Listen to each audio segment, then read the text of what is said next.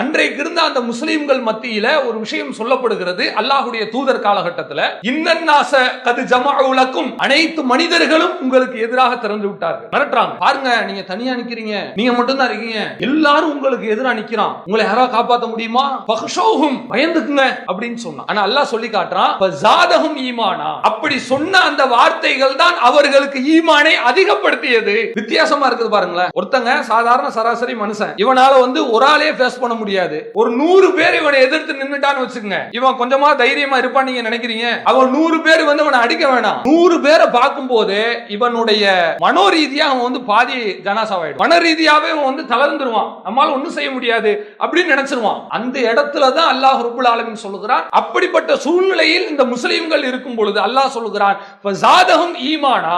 அந்த சூழ்நிலை இவர்களுக்கு ஈமானை பழைய நிலையை விட அதிகப்படுத்தியது என்று குர்ஆன் சொல்கிறது. கண்ணியம் நிறைந்த சகோதர சகோதரிகளே, பெரியோர்களே, தாய்மார்களே, அல்லாஹ் ரப்புல் ஆலமீன் இவ்வுலகில் நமக்கு கொடுத்திருக்கக்கூடிய அருட்கொடைகளிலேயே ஈடு இணை அற்றதும் மிக பெரியதுமாய் விளங்குகின்ற இஸ்லாம் என்கிற மார்க்கத்தினை நாம் அனைவரும் நம்முடைய வாழ்க்கை நெறியாக ஏற்றுக்கொண்டிருக்கிறோம். இந்த இஸ்லாமிய மார்க்கம் தன்னுடைய நெறிப்படி வாழ்வதற்காக வேண்டி தூதர்களை நமக்கு தந்திருக்கிறது. அந்த தூதர்களுக்கு பல வழிகாட்டுதல்களை கொடுத்து அதை கடைபிடிக்குமாறு நமக்கு கட்டளையும் விதித்திருக்கிறது. அந்த கட்டளைகளை சரியாக கடைபிடிக்கக்கூடிய மக்களுக்கு கடைசி வரை இருக்கிற ஒரே ஒரு மனக்குறை, கடைசி வரை இருக்கிற ஒரே ஒரு தயக்கம் என்னவென்று சொன்னால், இந்த இஸ்லாமிய மார்க்கம் சரியானதுதான், இந்த இஸ்லாமிய மார்க்கம் எளிமையானதுதான், இலகுவானதுதான், ஆனால் அதை கடைபிடிப்பது மிக கடினமாக இருக்கிறது. ஆனால் அந்த கடினத்தையும் பொறுத்து கொண்டு நாம் கடைபிடித்து வாழ்க்கையிலே முஸ்லீமாக வாழ்கிறோம். அப்படி வாழும் பொழுது பல கட்டங்களிலே நாம் கஷ்டப்படுகிறோம், பல நேரங்களிலே தாங்க முடியாத சிரமத்திற்கு ஆளாக்கப்படுகிறோம் பிற மனிதர்களால். இப்படிப்பட்ட சூழ்நிலைகளில் அல்லாஹ் ரப்புல் ஆலமீன் நமக்கு உதவி செய்வானா அல்லது செய்யாமல் மறுமையில் தான் நன்மையை கொடுப்பானா? உலகத்தில் அல்லாஹ் உதவி செய்வான் என்று சொன்னால் அதனுடைய உதவியை எப்படி எதிர்பார்ப்பது என்பது போன்ற பல கேள்விகள் பல நேரங்களிலே நம்முடைய முஸ்லிம்களுக்கு வந்திருக்கிறது. இது நம்முடைய காலகட்டத்தில் மட்டுமல்ல, முஹம்மது நபி ஸல்லல்லாஹு அலைஹி வஸல்லம் அவர்களுடைய காலம் தொடங்கிய சஹாபிய பெருமக்கள் தொடங்கிய இந்த கேள்வி முஸ்லிம்களிடம் வந்துதான் இருக்கிறது. இதுல மாற்று கருத்து இல்லை. இப்போ இந்த விஷயத்தை நான் ஏன் தற்பொழுது சொல்கிறேன் என்றால், முஸ்லிம்கள் கடுமையான துன்பத்திற்கு ஆளாகும் பொழுதுதான் அல்லாஹ் ஒரு வாசகத்தை சொல்லுகிறான், அம் ஹசிபுத்தும் அன் ததுகுல் ஜன்னா, நீங்கள் சொர்க்கத்திற்குள் சென்று விடலாம் என்று நினைக்கிறீர்களா? வலம்மா யஅதிக்கும் மஸலுல்லதீன ஹலவு மின் கபலிக்கும், உங்கள் முன்னோர்கள் பட்ட கஷ்டங்களை போன்று நீங்கள் கஷ்டப்படாமல், உங்கள் முன்னோர்களை போன்று சிரமப்படாமல் சொகுசாக சொர்க்கத்திற்குள் சென்று விடலாம் என்று நினைக்கிறீர்களா? அப்படி கிடையாது.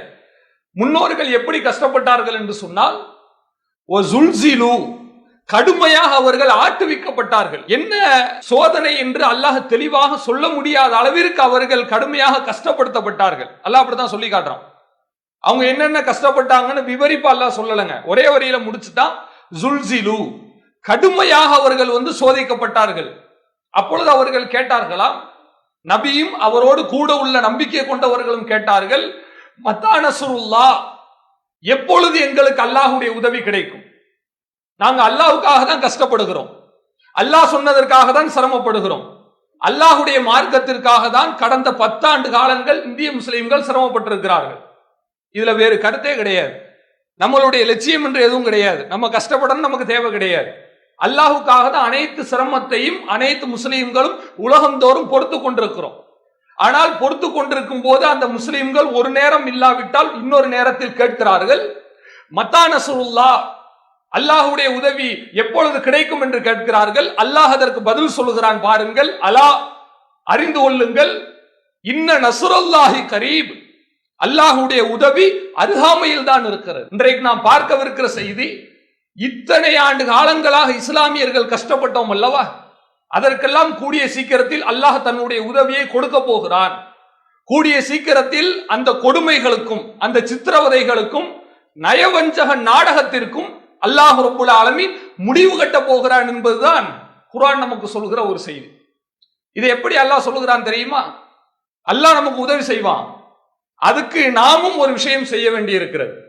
குர்ஆனில் அல்லாஹ் சொல்லுகிறான், வலக்கத் அர்சல்னா ருசுலம் மின் கப்லிக், முகமது நபி அவர்களே, உங்களுக்கு முன்னால் பல நபிமார்களை நாம் அனுப்பி இருக்கிறோம்.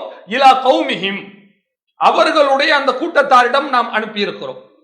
ஃபஜாஉஹும் பில் பையினாத், அவர்கள் அந்த மக்களுக்கு பல ஆதாரங்களை கொண்டு போய் காட்டினார்கள்.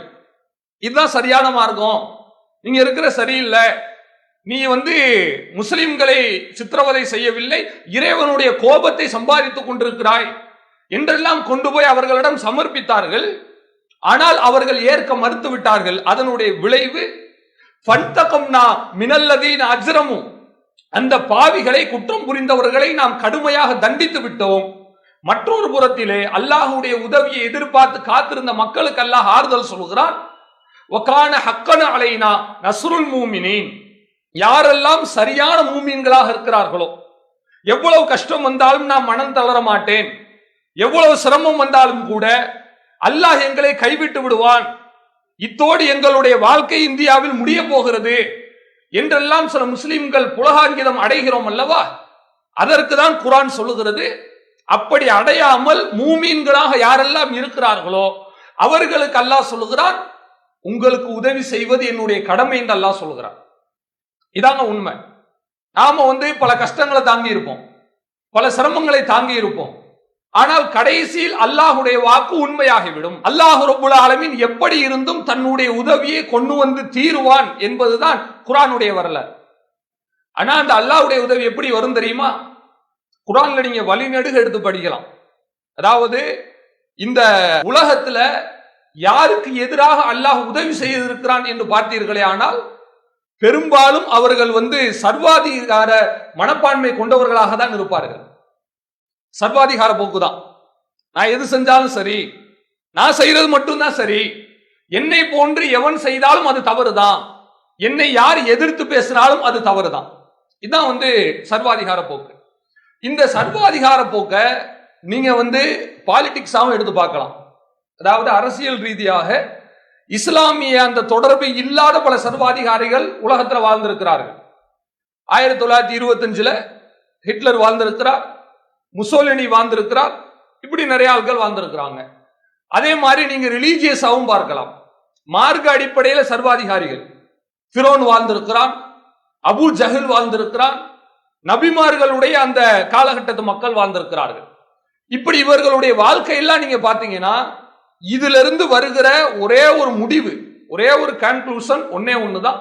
அது என்னவென்று சொன்னால், அல்லாஹுக்கு எதிராக யாரெல்லாம் போர் தொடுக்கிறார்களோ, இஸ்லாமியர்களுக்கு எதிராக யாரெல்லாம் சித்திரவதைகளை கட்டவிழ்த்து விடுகிறார்களோ அவர்கள் இறுதியில் வெற்றி பெற்றதாக சரித்திரமே கிடையாது. இதான் உண்மை. இஸ்லாத்துக்கு எதிராக யாராவது போர்க்கொடி தூக்குனான்னு வச்சுங்களேன், அவன் அநியாயம் பண்ணுவான், அட்டூழியம் பண்ணுவான், என்ன வேணாலும் செய்வான். முஸ்லிம்களை ஏமாத்துறதுக்கு வேடம் போடுவான். நேத்து எதிர்க்கிறேன்னு சொல்லுவான், இன்னைக்கு நான் உங்களை எதிர்த்தனான்னு கேட்பான். இப்படி எல்லாம் பல ஆட்கள் உலகத்துல தோன்றுகிறார்கள், இன்றைக்கும் வாழுகிறார்கள். ஆனா அல்லாஹ் என்ன சொல்றான் தெரியுமா? அந்த மாதிரி வரக்கூடிய யாரா இருந்தாலும் சரி, இறுதியில் அவர்கள் வெற்றி பெற்றதாக சரித்திரமே கிடையாது. கடைசியில தோல்விதான். அந்த தோல்வி எப்படி இருக்கும் தெரியுமா? அந்த சர்வாதிகாரிகள், இஸ்லாமிய எதிரிகள் கொஞ்சம் கூட தங்களுடைய தோல்வியை அவர்கள் சகித்துக் கொள்ளவே முடியாத அளவிற்கு மிக கொடூரமாக அந்த தோல்வியை அல்லாஹ் அமைத்து விடுவான். அதற்கு ஒரு எடுத்துக்காட்டு தான் அபூஜஹல். நாம ஹதீஸ்கள்ல படித்திருக்கிறோம். அபூஜஹல் என்பவன் எவ்வளவு பெரிய கொடுமையான ஒரு சிந்தனை கொண்டவன். முஹம்மது நபி ஸல்லல்லாஹு அலைஹி வஸல்லம் அவர்களை எப்படிப்பட்ட சித்திரவதைகளுக்கு அவன் ஆட்படுத்தினான், முஸ்லிம்களை எப்படி எல்லாம் அவன் கொடுமைப்படுத்தினான் என்பதை நாம் படித்திருக்கிறோம். ஆனா அதிகமான மக்கள் நாம் படிக்க தவறிய ஒரு விஷயம், அவன் எப்படிப்பட்ட மனநிலை கொண்டவன் தெரியுமா? சராசரியான ஒரு இஸ்லாமிய எதிர்ப்பாளன் அல்ல. சராசரியான இஸ்லாமிய எதிர்ப்பாளன் எப்படி இருப்பான் என்று சொன்னால், ஒரு கட்டம் வரை முஸ்லிம்களை எதிர்ப்பான், ஒரு கட்டம் வரை இஸ்லாத்தை எதிர்ப்பான். அதற்கு பிறகு அவனுக்கு இது சரி என்று தெரிந்த பிறகு இஸ்லாத்திற்குள் தன்னை இணைத்துக் கொள்வான். அப்படி நிறைய சஹாபாக்கள் ஒரு லிஸ்டே சொல்லலாம். உமர் ரலியல்லாஹு அன்ஹு அவர்கள் இருக்கிறார்கள். அவர்கள் அறியாமல் அசத்தியத்தில் இருந்தார்கள். பிறகு இஸ்லாத்திற்குள் வந்தார்கள். ஹாலித் பின் வலீத் ரலியல்லாஹு அன்ஹு அவர்கள் இருக்கிறார்கள். அறியாமல் இஸ்லாத்திற்கு எதிராக போர் செய்து முஸ்லிம்களுக்கு தோல்வியை பரிசாக கொடுத்தார்கள். கடைசியில் முஸ்லிமாக மாறினார்கள். அம்ரு பின் ஆஸ் இருக்கிறார். அது ஒரு பெரிய பட்டியலே இருக்கிறது. ஆனால் இந்த மாதிரி கேட்டகரியில் வரக்கூடியவர்கள் கடைசி வரை அடமண்டாக நான் இருப்பதுதான் சரி, நபிமார்கள் சொல்வது தவறுதான் என்று உறுதியான ஆட்களை நீங்க எடுத்து பார்த்தீங்கன்னா வரலாற்றுல ரொம்ப ரொம்ப ரொம்ப ரொம்ப ரொம்ப குறைச்சலான ஆட்கள் தான் இருப்பான். இதான் உண்மை. அதுல அபூ ஜஹல் ஒரு ஆள். அவன் என்ன செய்யறானா, பத்ரு போருக்கு வந்துட்டு இருக்கிறாங்க. வந்துட்டு இருக்கும் போது எல்லா நபர்களும் வந்து பதட்டத்தோடு வருகிறார்கள். பத்ரு போருக்கு அழைத்த அபூ சுஃபியான் அவர் திருப்பி ஒரு ஆளை அனுப்பி விடுகிறார். போர் நடத்த வேண்டாம், நம்முடைய வாகனப்படையை நான் காப்பாற்றி விட்டேன், இதுக்கு மேல நீங்க வந்து முகமதை எதிர்த்து வர வேண்டாம், மக்காவுக்கு போயிடுங்கன்னு சொல்லி அவர் தகவல் அனுப்புகிறார். சரின்னு சில தலைவர்கள் ஏத்துக்கிறாங்க. அபூ ஜஹல் என்ன செய்யறான் தெரியுமா, அதெல்லாம் நாங்க ஏத்துக்கிற முடியாது. அதை எப்படி ஏத்துக்கிற முடியும், முன் வச்ச கால பின் வைக்கலாமா என்று அந்த சர்வாதிகார திமிரோடு அவன் பேசுகிற வார்த்தையை நீங்கள் பாருங்கள். அவன் அல்லாஹ்விடத்திலே பிரார்த்தனை செய்கிறான். அல்லாஹும்ம, அவன் கேட்பதாக அனஸ் பின் மாலிக் ரலியல்லாஹு அன்ஹு அவர்கள் அறிவிக்கிற செய்தியை நீங்க புகாரில படிக்கலாம். அவன் கேட்கிறான், இன்கான ஹாதாஹுல் ஹக், இதோ இந்த முகமது நபி சத்தியத்தில் இருக்கிறார் என்று வைத்துக் கொண்டால், நாங்கள் இருப்பது அசத்தியம் என்று அவர் சொல்கிறார், அவர் இருப்பது சத்தியம் என்று சொல்கிறார், அவர் இருப்பது சத்தியம் என்றே வைத்துக் கொண்டோமே ஆனால் அவன் கேட்கிறான், இறைவா எங்கள் மீது நீ கல்மலையை பொழியச் செய், அல்லது எங்கள் மீது மிகப்பெரிய தண்டனை நீ இறக்கி விடியா அல்லாஹ். கடைசி வரை அவன் சிந்தனை என்னவா தெரியுமா இருந்திருக்கு, நம்ம இருக்கிறது தான் சரியானது, நான் தப்பே பண்ணலங்க. சிலாவுக்கு நீங்க பாத்துறீங்களா, இப்ப கூட ஒரு 2 நாளைக்கு முன்னாடி ஒரு பேட்டி பார்த்தோம். ஒரு அரசியல் தலைவர்கிட்ட பேட்டி எடுக்கிறாங்க. நீங்க வந்து வரக்கூடிய நாடாளுமன்ற தேர்தலில் தோத்து போயிட்டா என்ன பண்ணுவீங்க அப்படின்னு கேட்கிறாங்க. அந்த தலைவர் சொல்லுகிறார், வெற்றி பெற்றால் நாங்கள் மக்களுக்கு நல்லது செய்வோம், தோற்று விட்டோமே ஆனால் மக்களுக்காக வேண்டி நாங்கள் குரல் கொடுப்போம். இது ஒரு முதிர்ந்த அரசியல்வாதியினுடைய பேச்சு. இதே நம்ம நாட்டில் இருக்கிற அந்த சர்வாதிகாரிகள் இருக்கிறார்கள்ல, அவங்கள்ட்ட போய் மைக்க நீட்டி நீங்க தேர்தலில் தோத்துட்டா என்ன பண்ணுவீங்கன்னு கேட்டு பாருங்களேன். கேட்டா என்ன பதில் சொல்லுவான், நான் எப்படி தோப்பேன்னு அவன் கேட்பான். இதுதான் சர்வாதிகாரியினுடைய மனப்பாங்கு. அவன் என்ன முடிவுல அபூ ஜஹல் வர்றான்னு கேட்டா, கடைசி வரை நான் ஜெயிச்சுதான் ஆகணும், தோற்கவே மாட்டேன் என்கிற முடிவுல வந்து அவன் கேட்கிறான், இறைவா என் மீது நீ கல்மலையை கூட பொழிய செய், அவர் சத்தியத்தில் இருந்தான். அவன் அப்படி அல்லாஹ் கேட்கிறான். அல்லாஹ் அதற்கு பதில் சொல்லுகிறான், வமா கானல்லாஹு லியஅஸிபஹும் வஅன்த ஃபீஹிம். முகமது நபி அவர்களே, அவன் கேட்கிறான், எங்க மீது தண்டனை நீ இறக்குன்னு கேட்கிறான், நீங்க அவங்களுக்கு மத்தியில இருக்கும் போது அவனை நான் தண்டிக்க மாட்டேன், அவர்கள் பாவ மன்னிப்பு தேடினாலும் அவர்களை நான் தண்டிக்க மாட்டேன். ஆனால் வமாலஹும் அல்லா யுஅஸிபஹுமுல்லாஹு வஹும் யசுத்தூன அனில் மஸ்ஜிதில் ஹராம், இவர்கள் அல்லாஹ்வுடைய ஆலயத்தை விட்டு மக்களை தடுக்கக்கூடியவர்களாக இருக்கிறார்கள். இப்படிப்பட்ட நிலையில அவர்களை தண்டிக்காமல் இருக்க மாட்டேன், தண்டிப்பேன். அவன் கேட்கிற மாதிரி தண்டனை வராது. அவன் என்ன கேட்கிறான், நின்ன இடத்துல என்னை நீ வாங்கிருன்னு கேட்கிறான். நான் நின்றுட்டு இருக்கும் போதே எனக்கு நீ கல்மலையை பொழிய செய்யணும் கேட்கிறான். அந்த மாதிரி நீங்க இருக்கும் போது நம்ம கொண்டாட முடியாது. நீங்க ஒரு நபி அந்த இடத்துல உயிரோடு இருக்கிறீர்கள், ஆனால் கண்டிப்பாக அவனை நான் தண்டனைக்கு உட்படுத்துவேன் என்று அல்லாஹ் சொன்னான். பத்ரு போர்ல கண்ணுக்கு முன்னாடி பார்த்தோம். பத்ருல அந்த கிணற்றுல அபூ ஜஹல் மாதிரி பல ஆட்களுடைய அந்த ஜனாசாக்களை எல்லாம் நபி அவர்கள் போட்டு அடக்கம் செய்கிறார்கள். அந்த ஜனாசாக்களை பார்த்து ரசூலுல்லாஹ் கேட்டாங்க, ஹல்வ ஜத்தும் மா வஅத ரப்புக்கும் ஹக்கா, மனிதர்களே நீங்க நான் மக்காவுல எவ்வளவோ தூரம் படிச்சு சொன்ன கேட்கல, இப்ப அல்லாஹ்வுடைய வாக்கு உண்மையாகி விட்டது தானே, பார்த்தீர்களா கேட்கிறாங்க. கேட்கும் போது சஹாபாக்கள் கூட கேட்டாங்க, அல்லாஹ்வுடைய தூதரே இறந்தவர்களுக்கு காது கேட்காதே என்று கேட்டார்கள். அப்ப ரசூலுல்லாஹ் சொன்னாங்க, இன்னஹும் லயஸ்மஊன அல்ஆன், தற்பொழுது அவர்கள் கேட்பதற்கு வாய்ப்பு இருக்கிறது. அல்லாஹ் நாடினால் இவங்களுடைய உபதேசத்தை மட்டும் கேட்கறதுக்கு வாய்ப்பு கொடுப்பான், அது வேறு விஷயம். இப்ப நமக்கு தேவையான விஷயம் என்னன்னு சொன்னா, அபூ ஜஹல் மாதிரி பலம் பொருந்திய அவனுடைய முடிவை ஆட்சேபிக்கக்கூடிய ஒரு ஆள் வேறு யாருமே கிடையாது.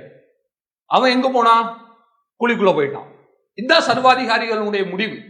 இந்த இஸ்லாத்திற்கு எதிராக பலகீனமான மக்களுக்கு எதிராக யாரெல்லாம் வந்து காய் நகர்த்தி இருக்கிறார்களோ, கட்டம் கட்டி இருக்கிறார்களோ, அவர்களை அல்லாஹ் எப்படி அழிப்பான் தெரியுமா? ஷுஐப் அலைஹிஸ்ஸலாம் அவர்களுடைய அந்த எதிரிகளை பற்றி அல்லாஹ் சொல்லி காட்டுகிறான்.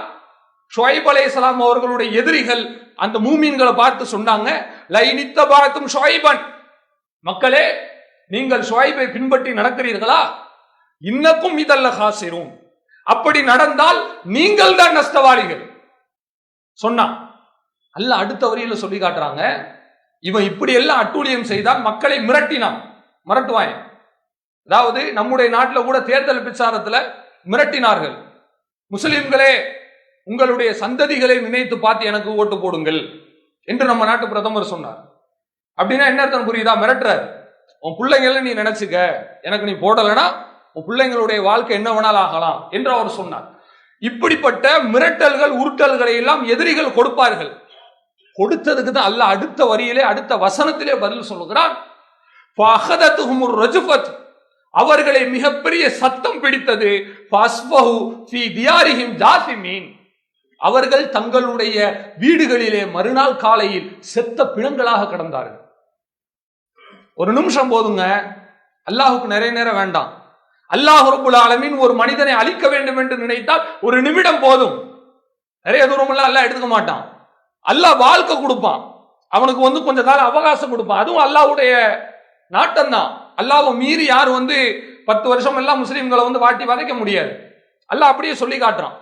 அதாவது ஏதாவது ஒரு ஊர்ல பெரிய பாவிகள் ஆட்டம் போடுகிறார்கள் என்று சொன்னால் அந்த பாவிகளுக்கு நாம் அவகாசம் கொடுப்போம். எதற்கு தெரியுமா?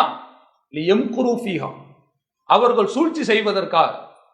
அவன் எல்லா சூழ்ச்சியும் செய்வான், முஸ்லிம்களுக்கு எதிராக எல்லா சட்டத்தையும் கருப்பு சட்டங்களையும் கொண்டு வருவான். ஆனால் அல்லாஹ் சொல்லுகிறான், வமா யம்குரூன இல்லா பிஅன்ஃபுஸிஹிம், அவர்கள் செய்கிற சூழ்ச்சி அவர்களுக்கு எதிராகத்தான் போய் முடியும். வமா யஷ்அரு, ஆனா அவனுக்கே அது தெரியாது. இது எவ்வளவு பெரிய கை சேதம் பாருங்களேன்.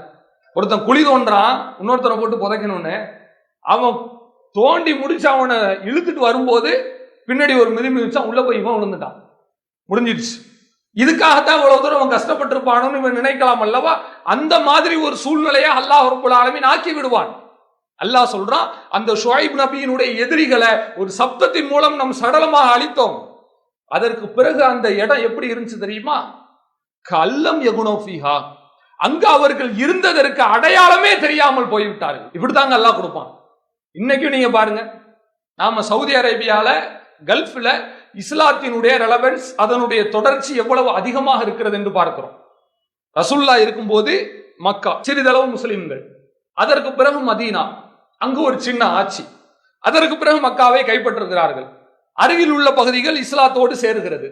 இப்படி சேர்ந்து சேர்ந்து இன்றைக்கு இருக்கிற அரபு தீபகற்பமே, ஒட்டுமொத்த கல்ஃபும் வளைகுடா நாடுகளும் இஸ்லாமிய கேந்திரத்திற்குள் வந்து விடுகிறது.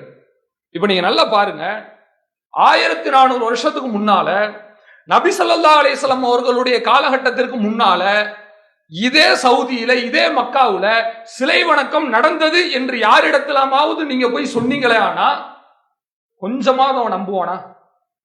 நம்பவே முடியாது. இந்த இடத்துலதான் காபத்துல்லா இருந்த இந்த இடத்துலதான்ப்பா சிலை வணக்கம் நடந்துச்சு, ரசூல்லா இருந்த இதே காபால தான் சிலையை தூக்கிட்டு சுத்தி சுத்தி வந்தாங்க என்று யாராவது சொன்னால் நம்பவே முடியாது. அந்த அளவுக்கு அந்த பூமியை விட்டு இந்த சிலை வணக்கம் என்பது துடைத்து எரியப்பட்டிருப்பதை நீங்க பார்க்கலாம். இப்படித்தான் அல்லாஹ் கொண்டு வருவான். அந்த இடத்துல இஸ்லாமிய எதிரிகள் இருந்ததற்கு 1% கூட அடையாளம் தெரியாம அல்லாஹ் ஆக்கி விட்டுருவான். ஷுஐப் அலைஹிஸ்ஸலாம் சமுதாயத்தில் நடந்துச்சு, மூசா நபியினுடைய எதிரி ஃபிரௌனுக்கு நடந்தது, அல்லாஹுடைய தூதரின் எதிரிகள் அபூஜஹல் மற்றும் அவனுடைய தோழர்கள் அனைவருக்கும் நடந்த நிகழ்வு இதுதான். கண்ணுக்கு முன்னாடி சாட்சியா கல்ஃப் இருக்கிறது, கண்ணுக்கு முன்பு சாட்சியாக மக்கா மஸ்ஜிதுல் ஹரம் இருக்கிறது. அங்கு இது மாதிரி பாவகாரியங்கள் நடந்துச்சுன்னு சொன்னா யாருமே நம்ப மாட்டாங்க. அந்த அளவுக்கு அல்லாஹ் ஒரு 100% தூய்மையான மண்ணாக கொடுத்திருக்கிறார். இப்படி நபிமார்களுடைய காலகட்டத்தில எல்லாம் அல்லாஹ் உதவி செய்திருக்கும் பொழுது நாம் அல்லாஹுடைய உறுதியோடு அல்லாஹ்விடத்துல பிரார்த்தனை செய்தால் நமக்கு மட்டும் அல்லாஹ் கொடுக்க மாட்டானா? நமக்கு உதவி செய்ய மாட்டானா? நிறைய முஸ்லிம்கள் பயப்படுகிறோமே, அவ்வளவுதான் நம்ம கதை முடிஞ்சு, அடுத்த தடவை வந்துட்டாங்கன்னா ஒண்ணுமே பண்ண முடியாது, நம்ம பிள்ளைங்களுடைய வாழ்க்கை என்ன, நம்முடைய வாழ்க்கை என்ன சிஏஏ சட்டத்தை கொண்டு வந்துட்டா நம்முடைய கடையெல்லாம் எடுத்துட்டு விட்டுருவான். 40 வருஷம் 50 வருஷம் குருவி சேர்க்கிற மாதிரி சேர்த்து வயிற்றை கட்டி வாயை கட்டி நம்ம சேர்த்து வச்சு ஒரு சொத்து வாங்கிட்டு இருப்போம். அந்த சொத்து நம்முடைய சொத்து என்பதற்கு ஒரே ஒரு அடையாளம் இருக்கக்கூடிய அந்த பட்டா சிட்டா இதுகள் தான். நாமளே இந்திய குடிமகன் இல்லை என்று இவர்கள் முடிவு செய்து விட்டார்களே, ஆனால் அந்த பட்டா நம்மளது இல்லைன்னு ஆயிடும். ஏன்னா நம்ம இந்தியன் சிட்டிசன் கிடையாதுல, லோக்கல் கிடையாது. அப்போ நம்ம இடமெல்லாம் கைவிட்டு போயிடுமே, நம்ம தொழில் கைவிட்டு போயிடுமே, பிள்ளைங்களை நடுத்தருவில் விட்டுருவானே. இந்த பயம் அனைத்து மனிதர்களுடைய மனதிலும் இருக்கிறது. ஆனால் அல்லாஹ் என்ன சொல்லுகிறான் தெரியுமா? இப்படிப்பட்ட பயம் வரும் பொழுதுதான் நீங்க அல்லாஹ்வை அதிகமா நினைக்கணும். அதாவது அன்றைக்கு இருந்த அந்த முஸ்லிம்கள் மத்தியில ஒரு விஷயம் சொல்லப்படுகிறது. அல்லாஹுடைய தூதர் காலகட்டத்தில் இன்னன்னாஸ கது ஜமஉ லக்கும், அனைத்து மனிதர்களும் உங்களுக்கு எதிராக திறந்து விட்டார்கள். மிரட்டுறாங்க, பாருங்க நீங்க தனியா நிக்கிறீங்க, நீங்க மட்டும்தான் இருக்கீங்க, எல்லாரும் உங்களுக்கு எதிராக நிக்கிறான், உங்களை யாராவது காப்பாற்ற முடியுமா? ஃபக்ஷௌஹும், பயந்துக்குங்க அப்படின்னு சொன்னான்.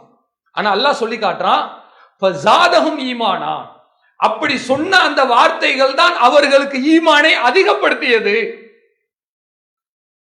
வித்தியாசமா இருக்குது பாருங்களேன். ஒருத்தங்க சாதாரண சராசரி மனுஷன், இவனால ஒரு ஆளே ஃபேஸ் பண்ண முடியாது. ஒரு 100 பேர் இவனை எதிர்த்து நின்றுட்டான்னு வச்சுக்கோங்க, இவன் கொஞ்சமா தைரியமா இருப்பான்னு நீங்க நினைக்கிறீங்க? அவன் 100 பேர் இவனை அடிக்க வேணாம், 100 பேரை பார்க்கும் போது இவனுடைய மனோரீதியா அவன் பாதி ஜனாசாவாயிடுவான்.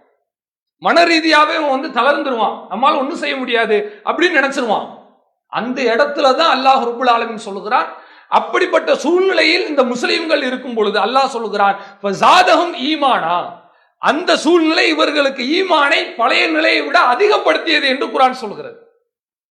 இதுக்கு முன்னாடி வர உங்களுக்கு 50% ஈமான் இருந்துச்சா, இதுக்கு பிறகு 100% மாற வேண்டும். இதற்கு முன்பு 20% இருந்ததா, 70% மாற வேண்டும். மாறி என்ன சொல்ல வேண்டும்? வகாலு, அந்த மக்கள் சொன்னார்கள், ஹஸ்புனல்லாஹ், எங்களுக்கு அல்லாஹ் போதுமானவன், வ நிஅமல் வக்கீல், அவன்தான் சிறந்த பொறுப்பாளன், எங்களுக்கு உதவி செய்வதற்கு அல்லாஹ்வை விட்டால் வேறு யாரும் கிடையாது, அல்லாஹ்வுடைய உதவி எங்களுக்கு நிரந்தரமானது. இதுதான் முஸ்லிம்கள் சொல்ல வேண்டும். அப்போ முஸ்லிம்களா வாழக்கூடிய நாம ஒரு நேரத்திலும் பயப்பட வேண்டிய அவசியம் இல்லை. ஏன் நான் அப்படி சொல்கிறேன் என்றால், நீங்கள் உலகத்தில் வாழ்ந்த இஸ்லாமிய எதிரிகள் யாரை வேண்டுமானா எடுத்துக்கொள்ளுங்கள். நம்முடைய நாட்டை நான் சுருக்கமாக சொல்லவில்லை, பொதுவாக பறந்துபட்டு நீங்கள் யோசித்தாலும் கூட, ஃபிரௌன் என்பவன் எப்படி இந்தியாவில் நம்ம ஒரு அடக்குமுறையை சந்திப்பதற்கு சில நபர்கள் காரணமாக இருக்கிறார்களோ, இவர்களை 100 மடங்காக நீங்கள் பெருக்கினால் எவ்வளவு தூரம் கொடூரமாக இருக்குமோ அப்படிப்பட்ட கொடூரி தான் ஃபிரௌன். சாதாரணமான ஆள் கிடையாது. நம்ம கண்ணுக்கு முன்னாடி அவனை பார்க்காதனாலையும் அவனுடைய கொடுமைகளை அனுபவிக்காதனாலேயும் நம்ம துச்சமா நினைச்சிடக்கூடாதுங்க. அவனுடைய ஆட்டம் ரொம்ப கொடுமையானது. மூசா நபி அவர்கள் தன்னுடைய சமுதாயத்து மக்களிடம் சொல்கிறார்கள், வயது கால மூசாலி கௌமி, தன்னுடைய சமூக மக்களிடம் சொல்கிறார், உதுக்குரு நிஅமத்தல்லாஹ், நீங்க அல்லாஹ்வுடைய அருட்கொடையை நினைச்சு பாருங்க. இது அஞ்சாக்கும் மினாலி ஃபிரௌன், ஃபிரௌனிடம் இருந்து அல்லாஹ் உங்களை காப்பாற்றினான். என்ன அவன் செய்தான் தெரியுமா? யஸூமூலக்கும் சூஅல் அதாப், கடுமையான வேதனைகளை உங்களை அவன் சுவைக்க செய்தான். யுஸப்பிஹூன அபுனாக்கும், உங்கள் ஆண் பிள்ளைகளை எல்லாம் அவன் கொலை செய்தான். வயஸ்தஹ்யூன நிசாஅக்கும், உங்கள் பெண் பிள்ளைகளை மட்டும் அவன் விட்டு வைத்தான். வஃபீ தாலிக்கும் பலாஉம் மிர் ரப்பிக்கும் அலீம், மிகப்பெரிய கஷ்டத்தில் நீங்கள் இருந்தீர்கள் என்று அல்லாஹ் ரப்புல் ஆலமீன் சொல்கிறான். இந்த மாதிரி சூழ்நிலையாங்க நமக்கு இருக்கு.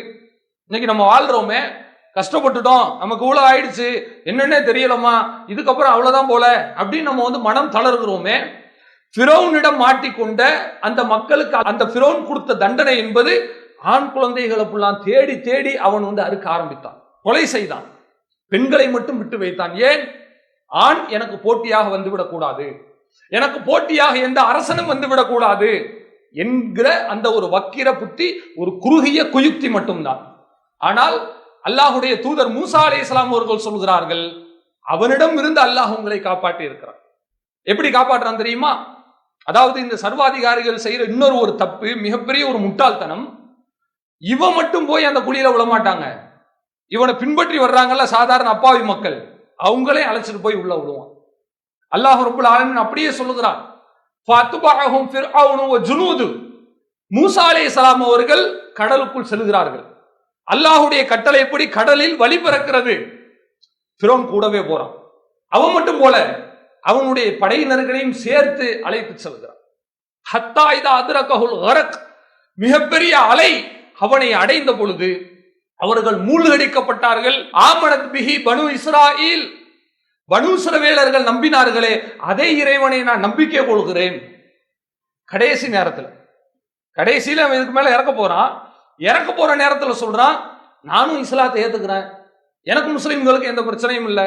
நம்ம நாட்டில் சொல்றாங்கல்ல, நான் எப்பொழுது இஸ்லாமியர்களுக்கு எதிராக பேசினேன்? கேள்வியை நீங்க பார்க்கலாம். ஒரு வாரத்துக்கு முன்னாடி இந்த கேள்விதான் பெரிய ஹாட் டாபிக்காக இருந்தது. இதெல்லாம் யாருடைய வேலைன்னு சொன்னா, கடைசி காலகட்டத்தில் தோல்வியையும் ஒப்புக்கொள்ள முடியாமல் வெற்றியும் பெற முடியாமல் உழன்று கொண்டு ரெண்டுக்கும் மத்தியில நிற்கிறான் அல்லவா, அந்த சர்வாதிகாரியினுடைய பேச்சு தான் ஃபிரௌனுடைய பேச்சு.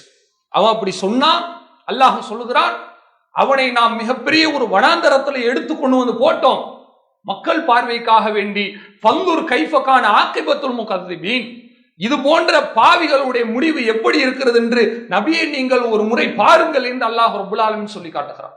எனவே கண்ணியத்திற்குரிய சகோதர சகோதரிகளே, எப்பொழுது இஸ்லாமியர்களுக்கு எதிராக பிரச்சனை வருகிறதோ, எப்பொழுது முஸ்லிம்களுக்கு எதிராக கொடுமைகள் நகர்த்தப்படுகிறதோ, அது பல விதங்கள்ல நடத்தப்படலாம். அதாவது டோட்டலா ஆங்கிலத்தில் அரிஸ்டோக்ரசி என்று சொல்வார்கள்.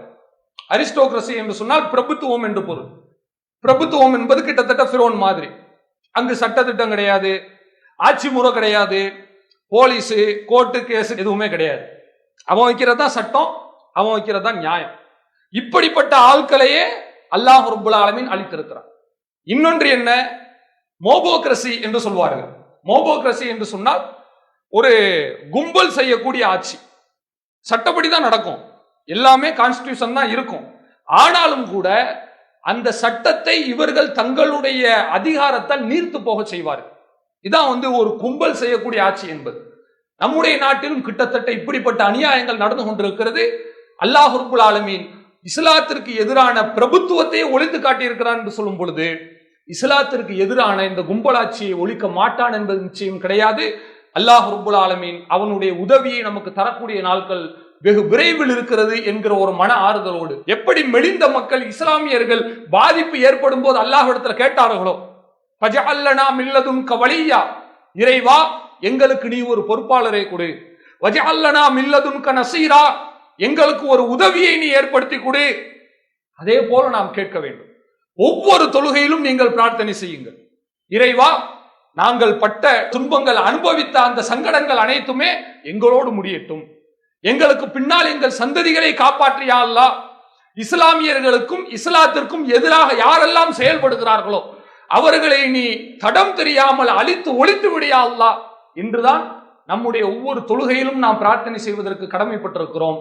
எனவே நம்முடைய நாட்டில் தேர்தல் நடந்தால் தேர்தலுடைய முடிவுகள் சரியாகத்தான் வரும் என்பது அனைவருடைய ஒரு எண்ணமாக இருக்கிறது. இதுல ஜனநாயக சக்திகள் அவர்கள் அந்த தேர்தலை மட்டும் நம்பி இருக்கிறார்கள். ஆனால் முஸ்லிம்களாக இருக்கக்கூடியவர்கள் அதை தாண்டி ஒரு விஷயத்தை புரிஞ்சுக்கிறணும்.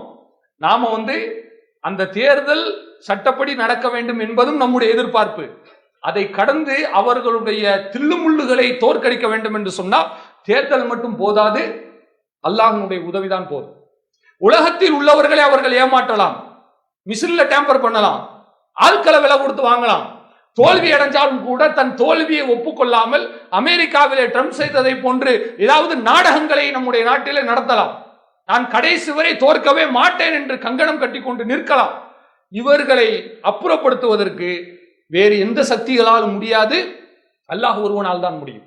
அதாவது இந்த 10 வருடங்களை விட கடைசியாக இருக்கிற 10 நாட்கள் தான் மிக முக்கியமானது என்பதுதான் நம்முடைய நாட்டு மக்கள் தெரிந்து கொள்ள வேண்டிய மிக முக்கியமான செய்தியாக இருக்கிறது. மற்ற மக்களுக்கு சட்டம் மட்டும்தான் இவர்களை எதிர்ப்பதற்கு ஒரு ஆயுதம்.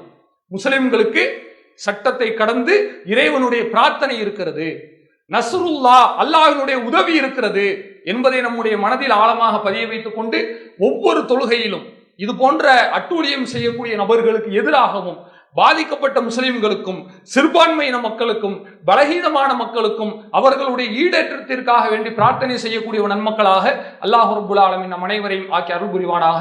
வாஹிரு தஅவானா அனில் ஹம்துலில்லாஹி ரப்பில் ஆலமீன். இஸ்லாம் மற்றும் சமுதாய செய்திகளை அறிந்து கொள்ள தமிழ்நாடு தௌஹீத் ஜமாஅத் யூடியூப் பக்கத்தை உடனடியாக சப்ஸ்கிரைப் செய்து கொள்ளுங்கள்.